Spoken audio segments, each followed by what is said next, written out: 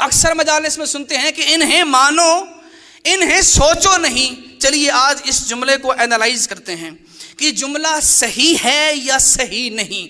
तो मैं जहां तक समझ सका हूं इस जुमले के दो मतलब हो सकते हैं। अगर तो कहने वाला ये कहना चाहता है कि तुम इनकी उस इंतहाई मारिफत के बारे में मत सोचो, इनकी मारिफत की जो इंतहा है, उनकी मारिफत का जो आखिरी नुक्ता है, उसके बारे में ना सोचो, तो ये जुमला ठीक है कि इन्हें सोचो मत, इन्हें फकत मानो। मतलब क्या है कि तुम इनकी इंतहाई मारिफत तक जाने की ताकत नहीं रखते।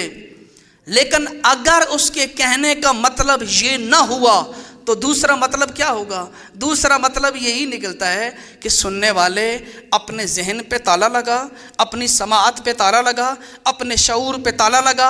जो कुछ मैं कह रहा हूँ, जो कुछ मैं बोल रहा हूँ, चुप करके उसे तस्लीम कर ले।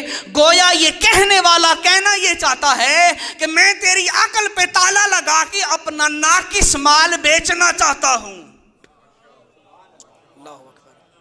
तुम्हारी अकल पे ताला लगा के अपना नाकिस माल बेचना चाहता हूं। कहीं मजलिस के बाद उठ के मुझसे कोई सवाल न करे कि आपने ये कहां से पढ़ लिया, कुरान तो ये कह रहा था और आप जनाब ये कह रहे थे।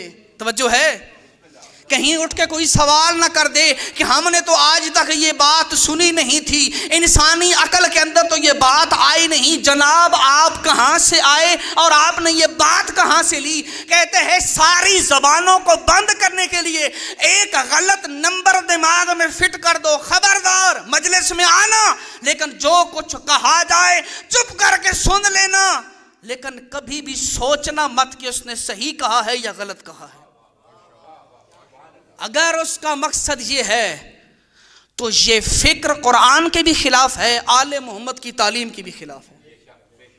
मैं कहता हूं कैसा शऊर है भाई, जिस अल्लाह ने कायनात को बनाया, इस जर्रे जर्रे को तख्लीक किया, जिसने आले मोहम्मद को पैदा किया, उस खुदा के बारे में सोचना इबादत हो और उसको समझाने वाली हस्तियों के बारे में सोचना इबादत ना हो। ओए होए होए।